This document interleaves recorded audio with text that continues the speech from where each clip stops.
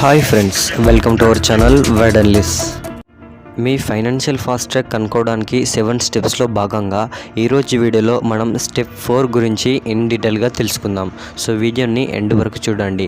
ఇంతకీ మన step 4 name వచ్చేసి decide what kind of investor you want to be. నువ్వు ఎలాంటి ఇన్వెస్టర్ కావాలనుకుంటున్నావో డిసైడ్ కండి. మీరు ఎప్పుడైనా ఆలోచించారా, ఎందుకు కొంతమంది ఇన్వెస్టర్స్ మాత్రమే వేరే వాళ్ళకన్నా తక్కువ రిస్క్తో చాలా డబ్బు సంపాదిస్తున్నారని? చాలామంది పీపుల్ ఫైనాన్షియల్గా స్ట్రగుల్ అవుతూ ఉంటారు, ఎందుకంటే వాళ్ళు ఫైనాన్షియల్ ప్రాబ్లమ్స్ని అవాయిడ్ చేస్తారు. ఒకసారి రిచ్ డాడ్ ఏమన్నాడంటే, నువ్వు చాలా వెల్త్ సంపాదించాలి అంటే నువ్వు చాలా ఫైనాన్షియల్ ప్రాబ్లమ్స్ని తీసుకోవాలి. ఈ బుక్లోని పార్ట్ 1లో 5 లెవెల్స్ ఆఫ్ ఇన్వెస్టర్స్ గురించి చెప్పాను. వినని వాళ్ళు ఉంటే వెళ్ళి వినండి. దాంతోపాటుగా ఇప్పుడు మీకు 3 డిఫరెంట్ టైప్స్ ఆఫ్ ఇన్వెస్టర్స్ గురించి చెప్తాను, జాగ్రత్తగా వినండి. అందులో type A investors who seek problems, type B investor who seek answers, type C investors who seek experts. ఈ టైప్ సి ఇన్వెస్టర్స్ వీళ్ళు ఫైనాన్షియల్గా అన్ఎడ్యుకేటెడ్ అండ్ ఏది ఇన్వెస్ట్ చేయాలి, ఎందులో ఇన్వెస్ట్ చేయాలి అని చెప్పే పీపుల్ కోసం వీళ్ళు చూస్తూ ఉంటారు. ఈ అండ్ ఎస్కార్డెంట్లో ఉండే పీపుల్ ఈ ఇన్వెస్టింగ్ అనే గేమ్లోకి బలవంతంగా వస్తారు, ఎందుకంటే వాళ్ళ రిటైర్మెంట్ ప్లాన్స్లో చేంజెస్ వస్తాయి. ఇక్కడ వీళ్ళకి ఏమీ తెలీదు, అందుకే సో కాల్డ్ ఎక్స్పర్ట్స్ ఇచ్చే అడ్వైస్ మీద డిపెండ్ అవుతూ ఉంటారు. టైప్ బి ఇన్వెస్టర్స్ వీళ్ళు ఆన్సర్స్ కోసం చూస్తారు. వీళ్ళు తరచుగా ఎలాంటి క్వశ్చన్స్ అడుగుతారంటే, మీరు నన్ను ఎందులో ఇన్వెస్ట్ చేయడానికి రికమెండ్ చేస్తారు? నేను రియల్ ఎస్టేట్ కొనాలని అనుకుంటున్నారా? నాకు ఏ స్టాక్స్ మంచివి? మా పేరెంట్స్ నాకు కొన్ని షేర్స్ని ఇచ్చారు, నేను వాటిని అమ్మాలా? ఇలాంటి క్వశ్చన్స్కి ఆన్సర్స్ వెతుకుతారు. ఈ టైప్ బి ఇన్వెస్టర్స్కి చెప్పేది ఏంటిదంటే, మీరు చాలా ట్యాక్స్ అడ్వైజర్స్ని, లాయర్ని, స్టాక్ బ్రోకర్స్ని, రియల్ ఎస్టేట్ ఏజెంట్స్ని ఇంటర్వ్యూ చేసి కేర్ఫుల్గా అడ్వైజ్ని చూస్ చేసుకొని ఇంప్లిమెంట్ చేయండి. ఈ టైప్ బి ఇన్వెస్టర్స్ ఎలాంటి అడ్వైజర్స్ కోసం చూస్తారంటే, ఎవరైతే వీళ్ళు అమ్మాలి అనుకున్న ఇన్వెస్ట్మెంట్స్ని అమ్మి డబ్బు సంపాదించారో అలాంటి వాళ్ళ కోసం చూస్తారు. ఈ అండ్ ఎస్కార్డెంట్లో ఉండే హై ఇన్కమ్ పీపుల్ ఈ టైప్ బి ఇన్వెస్టర్స్ కేటగిరీ కిందికి వస్తారు, ఎందుకంటే వీళ్ళకి ఇన్వెస్ట్మెంట్ ఆపర్చునిటీస్ని చూడడానికి తక్కువ టైం ఉంటుంది అండ్ చాలా బిజీగా ఉంటారు. అందుకే వాళ్ళకంటూ నాలెడ్జ్ని పొందడం బదులుగా ఆన్సర్స్ కోసం వేరే వాళ్ళ కోసం చూస్తారు. టైప్ ఏ ఇన్వెస్టర్స్ ఎవరైతే ప్రాబ్లమ్స్ కోసం చూస్తారో వీళ్ళు టైపికల్లీ లెవెల్ 5 ఇన్వెస్టర్స్. ఎవరైతే స్ట్రాంగ్ ఫైనాన్షియల్ ఫౌండేషన్స్ ఉన్నాయో వీళ్ళకి యాజ్ ఏ బిజినెస్ ఓనర్స్గా అండ్ యాజ్ ఏ ఇన్వెస్టర్స్గా సక్సెస్ఫుల్ అయ్యే స్కిల్స్ ఉంటాయి, సొంతం చేసుకుంటారు. ఇక్కడ పీపుల్ ఎవరికైతే ఈ స్కిల్స్ అనేవి ఉండవో వీళ్ళు చేసిన ప్రాబ్లమ్స్ని టైప్ ఏ ఇన్వెస్టర్స్ వాళ్ళకున్న స్కిల్స్ని యూస్ చేసి సాల్వ్ చేస్తూ ఉంటారు.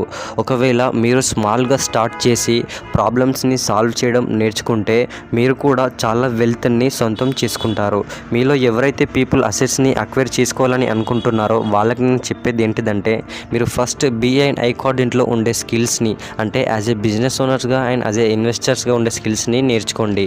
ముందుగా మీరు బిజినెస్ని బిల్డ్ చేయడం నేర్చుకోండి, ఎందుకంటే అది మీకు చాలా వైటల్ ఎడ్యుకేషనల్ ఎక్స్పీరియన్స్ని ప్రొవైడ్ చేస్తుంది, క్యాష్ ఫ్లోని ప్రొవైడ్ చేస్తుంది, పర్సనల్ స్కిల్స్ని ఇంప్రూవ్ చేస్తుంది అండ్ మార్కెట్ యొక్క అప్స్ అండ్ డౌన్స్ని చూడడానికి ఫ్రీ టైంని ప్రొవైడ్ చేస్తుంది. ఈ వచ్చిన ఫ్రీ టైంని ప్రాబ్లమ్స్ని సాల్వ్ చేయడానికి మొదలు పెట్టండి. ఇక్కడ కొంతమంది పీపుల్ ప్రాబ్లమ్స్ని ఛాలెంజెస్ అని పిలుస్తూ ఉంటారు. నాకు తెలిసి వీళ్ళకి ప్రాబ్లమ్స్ అనే వర్డ్ కన్నా ఛాలెంజెస్ అనే వర్డే ఇష్టం కావచ్చు, ఎందుకంటే వీళ్ళు ఏమనుకుంటారంటే ఛాలెంజెస్ అనే వర్డ్లోనే పాజిటివ్ ఉంది అని అనుకుంటారు. కానీ నేనేమంటానంటే ప్రాబ్లం అనే వర్డ్లో కూడా పాజిటివ్ మీనింగ్ ఉంది. ప్రతి ప్రాబ్లంలో ఒక ఆపర్చునిటీ అనేది ఉంటుంది. మనం ఆ ఆపర్చునిటీస్ని గుర్తించి ప్రాబ్లమ్స్ని సాల్వ్ చేయాలి. మీ ఫైనాన్షియల్ ఫాస్ట్ ట్రాక్ కనుక్కోవడానికి మనం ఇప్పటి వరకు 4 స్టెప్స్ని చూసాం. అందులో number 1 minding your own business, number 2 taking control of your cash flow, number 3 knowing the difference between risk and risky, number 4 knowing the difference between type A, B and C investors. మీరు మీ financial fast track మీదకి రావడానికి మీరు ఏదైనా certain type of ప్రాబ్లమ్ని solve చేయడంలో expert అవ్వండి. Type B investors లాగా diversify కాకండి. మీరు ఏదైనా వన్ టైప్ ఆఫ్ ప్రాబ్లమ్ని సాల్వ్ చేయడంలో ఎక్స్పర్ట్ అయితే అప్పుడు పీపుల్ మనీ పట్టుకొని మీ దగ్గరికి వస్తారు, ఇన్వెస్ట్ చేయడానికి. అప్పుడు మీరు ఒకవేళ మంచిగా ట్రస్ట్ వర్తీగా ఉంటే మీరు మీ ఫైనాన్షియల్ ఫాస్ట్ ట్రాక్ని త్వరగా రీచ్ అవుతారు. కావాలంటే మీకు కొన్ని రియల్ లైఫ్ ఎగ్జాంపుల్స్ చెప్తాను, చాలా జాగ్రత్తగా వినండి. బిల్ గేట్స్ సాఫ్ట్వేర్ మార్కెటింగ్ ప్రాబ్లమ్స్ని సాల్వ్ చేయడంలో ఎక్స్పర్ట్. డొనాల్డ్ ట్రంప్ రియల్ ఎస్టేట్లో ప్రాబ్లమ్స్ని సాల్వ్ చేయడంలో expert. Warren Buffett business and stock మార్కెట్లో ప్రాబ్లమ్స్ని సాల్వ్ చేయడంలో ఎక్స్పర్ట్. అందుకే వారెన్ బఫెట్కి సక్సెస్ఫుల్ పోర్ట్ఫోలియోని మేనేజ్ చేయడానికి హెల్ప్ అవుతుంది. రూపర్ట్ మర్డాక్ గ్లోబల్ టెలివిజన్ నెట్వర్క్స్ యొక్క బిజినెస్ ప్రాబ్లమ్స్ని సాల్వ్ చేయడంలో expert. Robert Kiyosaki and Kim Kiyosaki type A investors, వీళ్ళు అపార్ట్మెంట్ హౌసింగ్ ప్రాబ్లమ్స్ని సాల్వ్ చేయడంలో ఎక్స్పర్ట్. అందుకే మీరు త్వరగా రీచ్ కావాలని అనుకుంటే మీరు యాజ్ ఏ బిజినెస్ ఓనర్స్గా అండ్ యాజ్ ఏ ఇన్వెస్టర్స్గా అయ్యే స్కిల్స్ని నేర్చుకోండి అండ్ పెద్ద ప్రాబ్లమ్స్ని సాల్వ్ చేయడం నేర్చుకోండి. ఎందుకంటే ప్రతి ఒక్క పెద్ద ప్రాబ్లంలో పెద్ద ఫైనాన్షియల్ ఆపర్చునిటీ అనేది ఉంటుంది. మీ అందరికీ మళ్ళీ చెప్తున్నాను, మీరు ఫస్ట్ బిజినెస్ ఓనర్ అవ్వండి, తర్వాత ఇన్వెస్టర్గా అవ్వండి.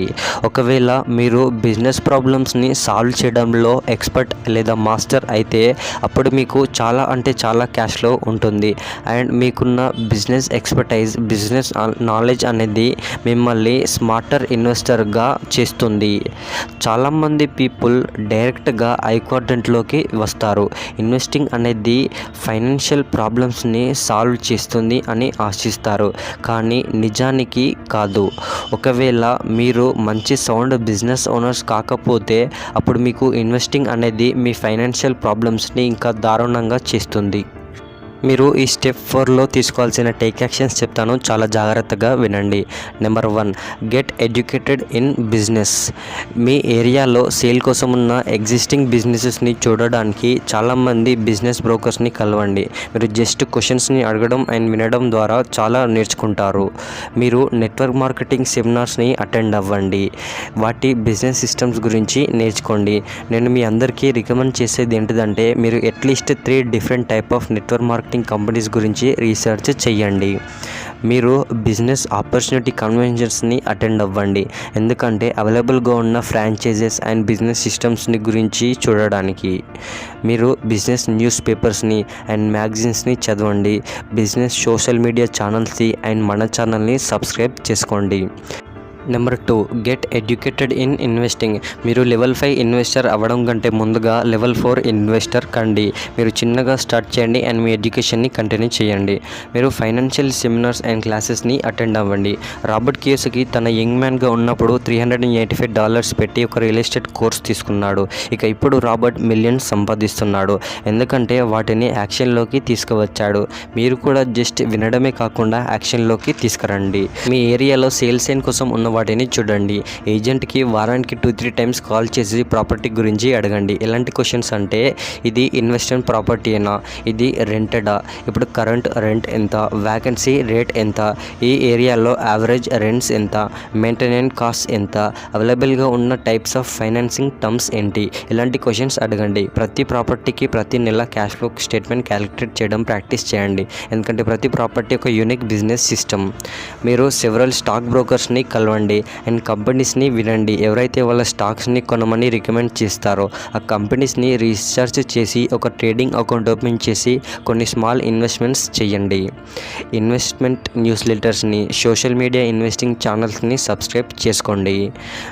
మీరు సెమినార్స్ని అటెండ్ అవ్వండి, ఫైనాన్షియల్ టీవీ ప్రోగ్రామ్స్ని చూడండి, క్యాష్ ఫ్లోని ఆడండి అండ్ ఇలాంటి బెస్ట్ సెల్ఫ్ హెల్ప్ బుక్స్ని చదవడం కంటిన్యూ చేయండి. ఒకవేళ చదవబుద్ధి కాకపోతే నేను చెప్పే ఈ బెస్ట్ ఆడియో బుక్స్ని వినండి.